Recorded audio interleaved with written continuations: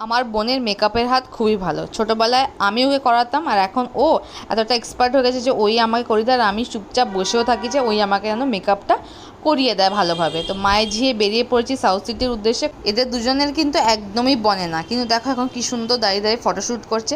আর south সিটিটা খুব সুন্দরভাবে সাজানো হয়েছে পুজোর জন্য।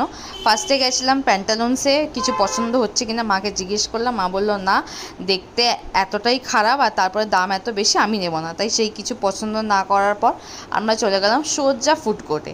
বাঙালি মানুষ খাওয়া দাওয়া না করলে চলে বলো?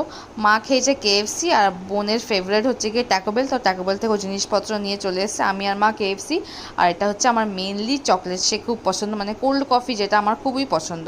এখানে আমরা তিনজন মন প্রাণ দিয়ে খেয়ে আবার খাওয়ার বেঁচেও গেছে, সেগুলো আবার নিয়ে বাড়ি চলে এসেছি। আর বিকালবেলায় খেয়েছিলাম এই শেকটা, একদমই বাজে খেতে, ব্লু দেখে লোভে পড়ে নিলাম, বাট খেতে একদমই বাজে। জ্যামের জন্য তিনজনে তিনটে র্যাপিডো করে বাড়ি চলে এলাম।